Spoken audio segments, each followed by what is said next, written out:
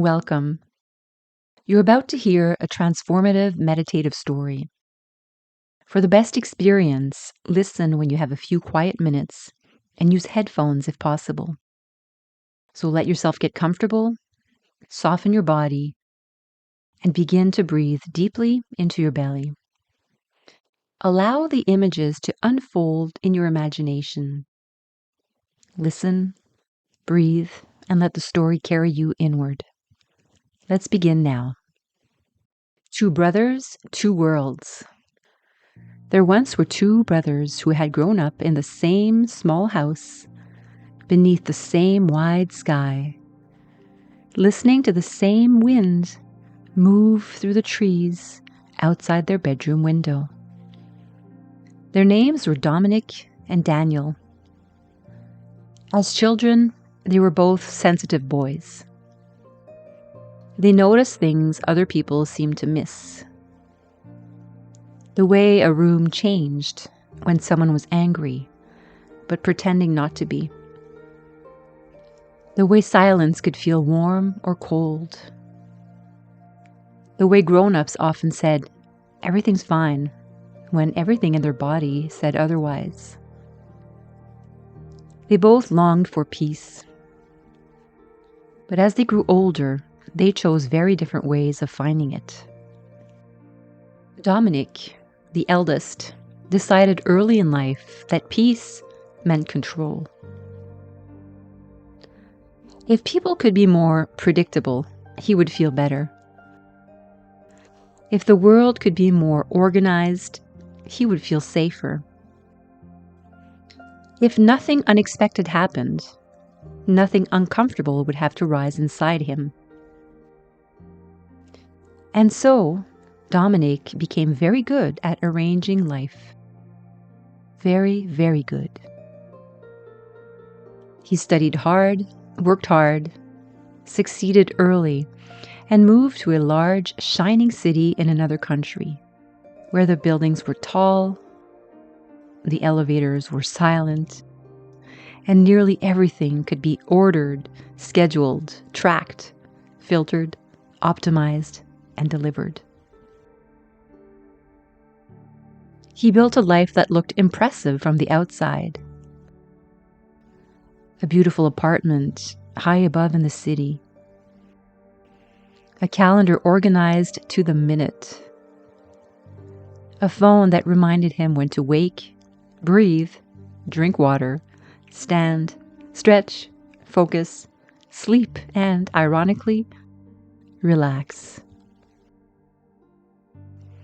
He had apps for productivity, apps for sleep, apps for meditation, apps for nutrition, apps that measured his heart rate, his steps, his screen time, his spending, his habits, his mood, and the quality of the air in his living room.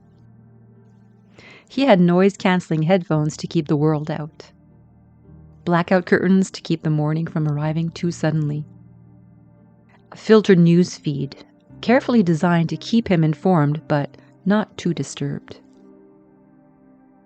A smart thermostat that kept the temperature exactly where he liked it. A smart fridge that warned him when his almond milk was low. Dominic had created a life in which almost everything listened to him. Everything except life itself. Because no matter how carefully he arranged his days,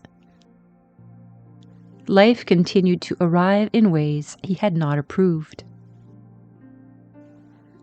Messages came at inconvenient times. People misunderstood him. Traffic appeared where traffic should not have been. World events unsettled him.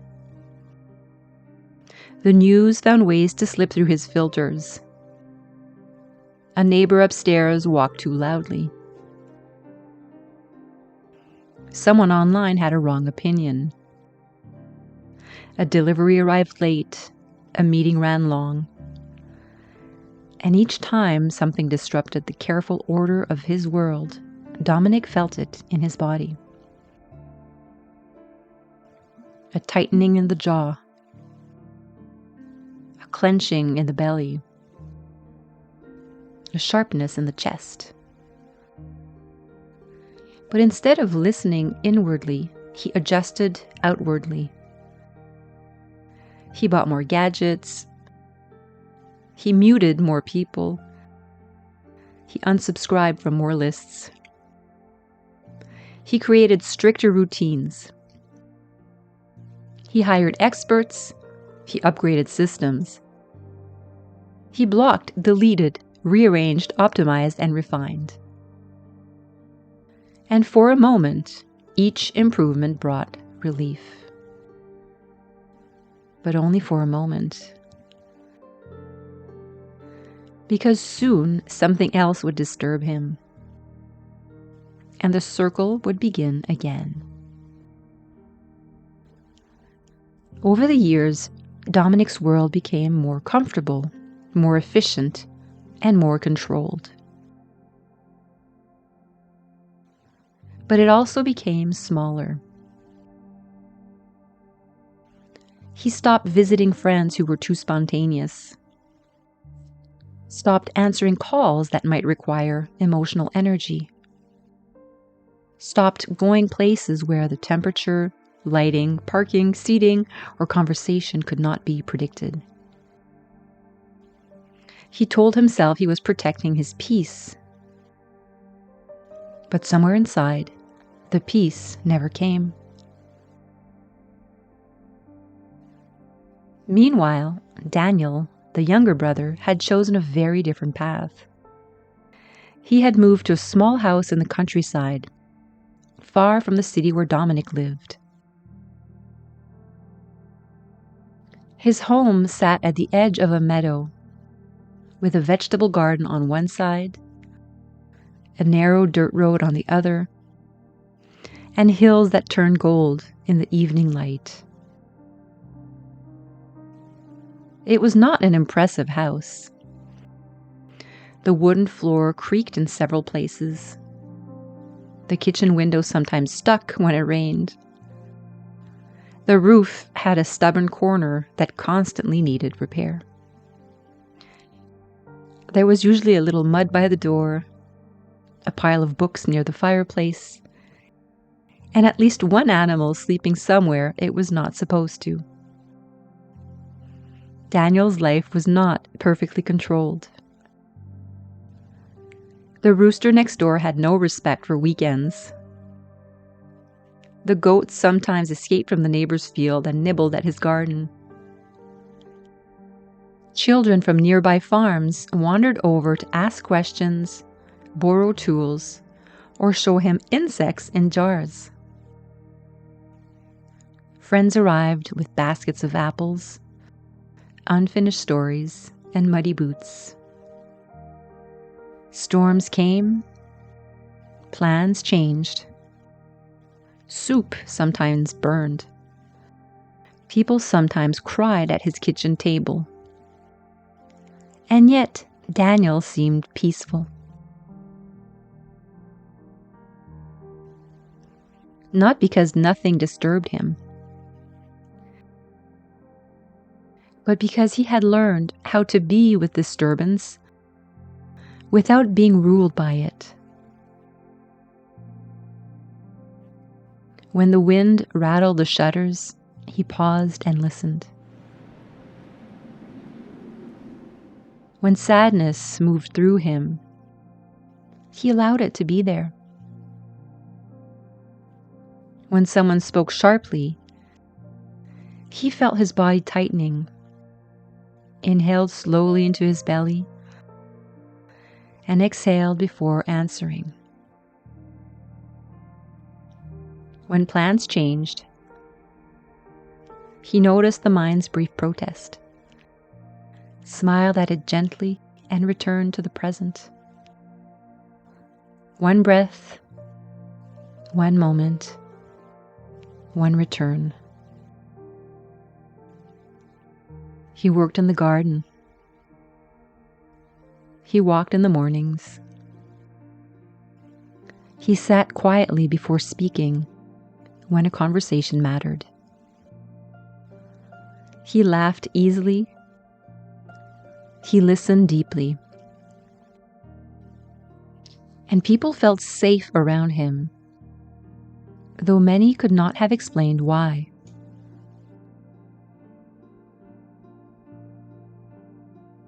Perhaps it was because Daniel did not need them to be different in order to remain kind. Perhaps it was because he was not trying to manage every moment. Perhaps it was because his peace was not fragile. Years passed. The brothers spoke less and less, not because they were angry, but because their lives had drifted into different worlds. Then one autumn, after a long season of stress, sleeplessness, and a strange heaviness Dominic could no longer optimize away, he decided to visit Daniel. He told himself he simply needed a change of scenery, a brief reset, some fresh air. Perhaps a few days away from the city would help him return to his systems with renewed efficiency. He arrived in a polished rental car that looked deeply uncomfortable on the dirt road. The sky was soft and gray. Rain had fallen earlier, and the earth smelled rich and damp. Dominic stepped out carefully, looked down at his shoes, and frowned at the mud already threatening them. A dog barked from somewhere behind the house. A chicken crossed the path with no urgency at all. The wind moved through the meadow as if it were alive. Daniel came out to greet him, wearing an old sweater and a warm smile. "Dominic," he said, opening his arms. Dominic stiffened for half a second, then allowed himself to be hugged. "You live very far from the airport," Dominic said. Daniel laughed softly. "Yes, that's one of the things I like about living here." Inside, the house was warm. A fire crackled in the living room. Rain tapped lightly against the windows. Something fragrant simmered on the stove. Onions, herbs, perhaps lentils. Though Dominic noticed immediately that there was no visible timer. No digital display. No air purifier. No sound system playing scientifically approved relaxation frequencies. Just the fire. The rain. The slow rise of steam from the pot. The occasional creak of wood. And Daniel moving through the room with a kind of unhurried ease that made Dominic uncomfortable. For the first hour, Dominic noticed everything that was wrong. The chair was too low. The tea was too hot. The dog had placed its chin on his expensive trousers. A neighbor knocked without texting first. Someone laughed too loudly in the kitchen. The rain became heavier, and a small drip began falling into a bowl by the back door. Drop. Pause. Drop. Pause. Dominic looked at it with concern. "Your roof is leaking." "Yes," Daniel said, placing another log on the fire. "That corner likes to remind me every autumn." You should get that fixed. I will. When? When the roofer comes next week. Dominic blinked. And until then? Daniel smiled. Until then, the bowl is doing a wonderful job. Dominic stared at him. He could not tell whether his brother had become wise or deeply irresponsible. Over the next day, he watched Daniel closely. He watched him wake early and stand outside with bare feet in the wet grass, breathing quietly as mist rose from the hills. He watched him feed the animals before checking his messages. He watched him listen to a neighbor's worries without glancing at the clock. He watched him laugh when the goats escaped again and ate half the parsley. He watched him sit down with a cup of tea after an awkward phone call, place one hand on his chest, and simply breathe. Inhale, pause, exhale. No drama, no performance, no desperate attempt to distract himself. Daniel felt things. That was obvious.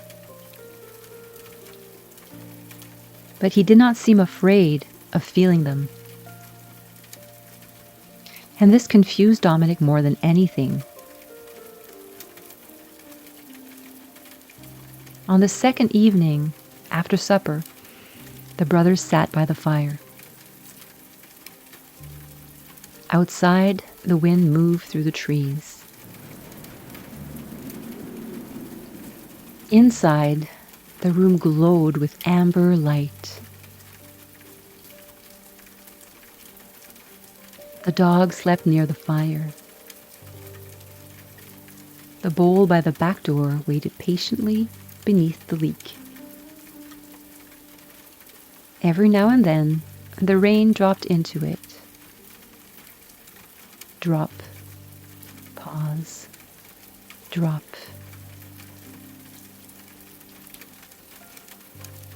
Dominic held his tea in both hands and finally asked the question that had been growing in him since he arrived. How can you live like this? Daniel looked at him gently. Like what? Dominic gestured toward the room, the rain, the dog, the muddy boots by the door, the bowl beneath the leak. With all of this, the uncertainty, the interruptions, the mess, the people arriving whenever they want, the animals, the weather, nothing here is under control. Daniel was quiet for a moment. He took a slow breath,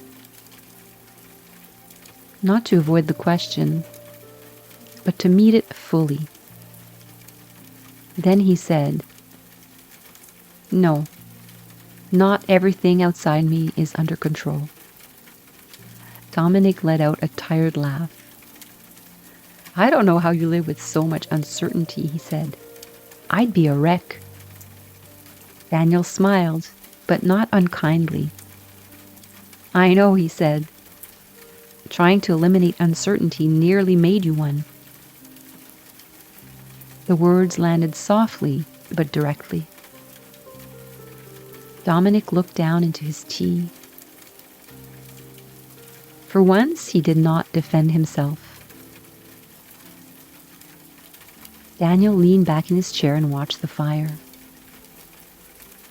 "I realized long ago that there are two ways to live," he said.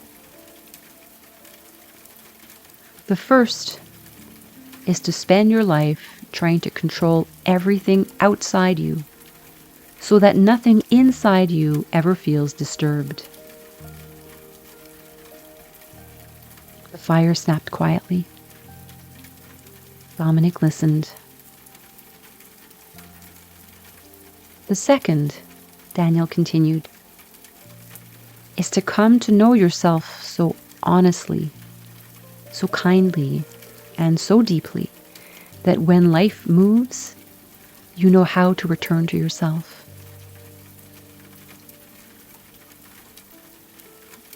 Outside, the wind pressed against the windows. Daniel turned toward him. I still get disturbed sometimes. Of course I do. I feel disappointment, frustration, grief, fear. I'm not separate from life. But I stopped making disturbance my enemy. I stopped believing that peace meant the world had to become perfectly arranged around my preferences. Dominic swallowed. The room had become very still. And how do you do that? He asked. Daniel placed one hand gently over his heart. I begin here, he said. I notice what's happening inside me. I breathe. I listen. I let the body soften if it can. I question the story my mind is telling. I allow what is already here to be here, at least for this moment. And then from that place, I decide what needs to be done. Dominic looked toward the window. Rain moved down the glass in silver lines. For many years, he had tried to build a world that would never disturb him. And somehow, here in this imperfect little house, with the leaking roof, muddy floor, unpredictable visitors, and a dog now snoring on his foot, he felt something he had not felt in a very long time. Not perfect peace, not yet, but a small space, a softening, a quiet opening inside his chest. For the first time in many years, he was not trying to improve the moment, or organize it, or escape it. He was simply sitting, listening to the rain, feeling the warmth of the cup in his hands, noticing his breath. The world had not stopped moving. The rain still fell, the roof still leaked, the dog still snored. Somewhere outside, the wind moved through the dark branches. And yet, something inside him had become a little more still, a little more open, a little less afraid. After a long silence, Dominic looked at his brother. His voice was quieter now. Will you teach me? Daniel's eyes softened. Yes, he said. But not how to control the world. Dominic smiled. Daniel smiled too. I will teach you how to come home to yourself while the world continues to move. Surprisingly, Dominic did not ask how long it would take. He did not ask for a system or a schedule or a guarantee. He simply took one slow breath, and then another. The fire glowed. The rain kept falling. The bowl by the door kept receiving each drop.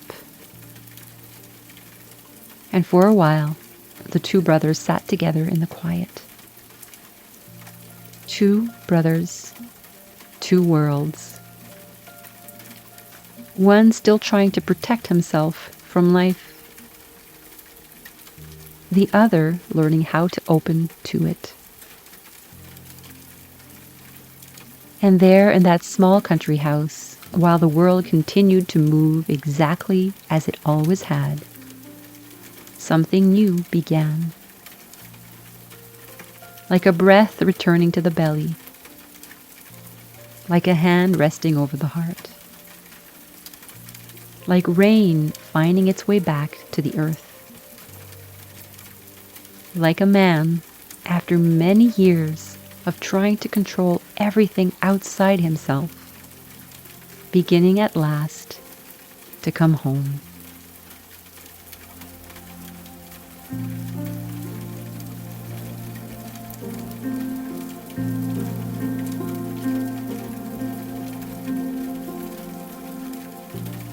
And when you're ready, you can gently open your eyes.